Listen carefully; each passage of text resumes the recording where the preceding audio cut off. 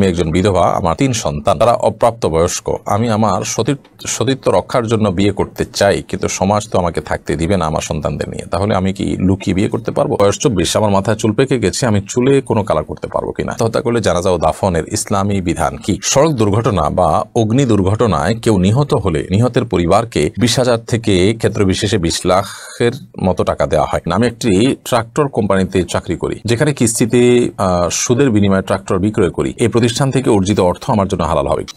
এমনি জাকারিয়া হোসেন আপনি লিখেছেন, আত্মহত্যা করলে জানাজা ও দাফনের ইসলামী বিধান কি? কেউ যদি আত্মহত্যা করে সে ব্যক্তির জানাজা এবং দাফন করতে হবে, তবে সমাজের গণ্যমান্য ব্যক্তিবর্গ, ইমাম সাহেব এবং খতিব সাহেব এরকম গুরুত্বপূর্ণ ব্যক্তিবর্গরা তার জানাজার সামিল হবে না এবং অন্যরা সামিল হবে। তারা সামিল না হওয়ার উদ্দেশ্য হলো সতর্ক করা, যাতে করে সমাজে কেউ এই ধরনের অপরাধ করতে 10 বার ভাবে যে সমাজের গণ্যমান্য মানুষগুলো তার জানাজা পড়বে না, বিষয়টা কতটা ঘৃণিত। মাহমুদ রিমন লিখেছেন, আমার বয়স 24, আমার মাথায় চুল পেকে গেছে, আমি চুলে কোনো কালার করতে পারবো কিনা? চুল যদি পেকে যায় তাহলে এই পাকা চুল সাদা রাখা নিষেধ এবং এটা ইহুদিদের আলামত, ইহুদিদের তাদের অভ্যাস এবং স্বভাব। নবী করিম সাল্লাল্লাহু আলাইহি ওয়াসাল্লাম বলেছেন যে তোমরা তোমাদের সাদা চুলকে তোমরা পরিবর্তন করো, তবে তিনি বলেছেন কালো কালারকে তোমরা পরিহার করবে। ফয়জুল্লাহ আপনি লিখেছেন, সড়ক দুর্ঘটনা বা অগ্নি দুর্ঘটনায় কেউ নিহত হলে নিহতের পরিবারকে 20,000 থেকে ক্ষেত্র বিশেষে 20 লাখের মতো টাকা দেওয়া হয়। ইসলামের দৃষ্টিতে ক্ষতিপূরণ কেমন হওয়া উচিত? ভাই ফয়জুল্লাহ, যদি কোনো মানুষের ভুলে কোনো মানুষের জীবন হানি হয়, সেটা হতে পারে সড়ক দুর্ঘটনায়, সেটা হতে পারে কোনো অগ্নি দুর্ঘটনায়, সেটা হতে পারে কোনো ভবন চাপা পড়ে বা অন্য কোনো ভাবে। আপনি কাউকে হত্যা করতে চান নাই, কিন্তু আপনার ভুলের কারণে একটা মানুষ মারা গেছে, এটাকে বলা হয়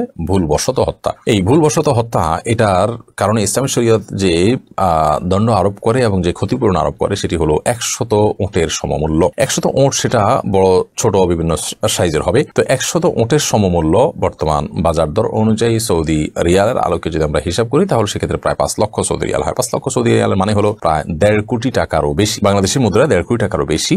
এটি হলো একজন মানুষের রক্তমূল্য বা একজন মানুষের দিয়াত বা ক্ষতিপূরণ। এই ক্ষতিপূরণ ইসলাম শরীয়তের দৃষ্টিকোণ থেকে প্রযোজ্য হবে যে ব্যক্তি দায়ী হবে তার উপর। যদি তিনি সেটা বহন করার মতো সক্ষমতা না রাখেন, তাহলে তার সোসাইটি, তার ফ্যামিলি, তার বংশ, তার অ্যাসোসিয়েশন সবাইকে বাধ্য করা হবে, যারা তার বিভিন্নভাবে সহযোগী এবং এঙ্গেজ তার সাথে, তাদেরকে বাধ্য করা হবে সবাই মিলে সহযোগিতা করে এটা পরিশোধ করবে। এখন বলতে পারেন যে অপরাধ একজন করেছে, সবাইকে কেন সেটা দিতে বলা হচ্ছে? উত্তর হলো, গোটা সমাজকে এই ধরনের অপরাধীদের নিয়ন্ত্রণের জন্য সমাজের দায় আছে। আপনি একটা অ্যাসোসিয়েশনে, একটা ফ্যামিলিতে আছেন, আপনার ফ্যামিলি কোনো একটা সদস্য ভুল পথে আছেন এবং ভুলভাল কাজ করেন, অন্যায় করেন এবং লাগামহীনতা তার মধ্যে আছে, তো তাকে নিয়ন্ত্রণ করা আপনার নৈতিক দায়িত্ব। আপনি করেন নাই, কিছুটা দায় আপনার উপর আসে। তাছাড়া এই ধরনের অপরাধ যেন না ঘটে, সবাই যেন একে অন্যকে সাবধান করে সতর্ক রাখে, যেন সবাই যেন চাপ ফিল করে, এই জন্য শরীয়তে বিধান রেখেছে। তো এই জন্য সেটা করা হবে এবং যতক্ষণ পর্যন্ত এটা অনাদায় থাকবে ততক্ষণ পর্যন্ত দায়ী ব্যক্তিরা জেলে থাকবে। নাম অপ্রকাশ্যে অনিচ্ছুক এই আইডি থেকে আপনি লিখেছেন, আমি একজন বিধবা, আমার 3 সন্তান, তারা অপ্রাপ্তবয়স্ক।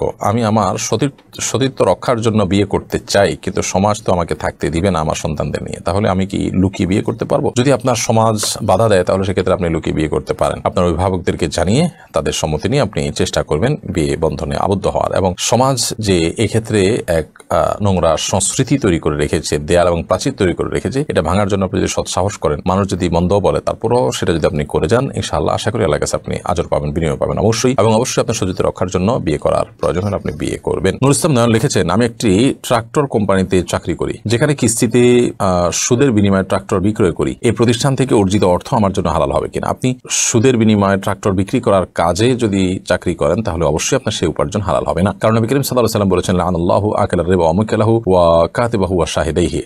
আল্লাহ রাব্বুল আলামিন সুদ যে খায়, সুদ যে দেয় এবং সুদের যে সাক্ষী হয় এবং সুদের যে লেখক, তাদের সকলের প্রতি লানত বর্ষণ করেন। এই জন্য এরকম পরিস্থিতি অবশ্যই আপনার ভিন্ন কোনো চাকরির চিন্তা করতে হবে, হালাল কোনো উপার্জনের চিন্তা করা উচিত।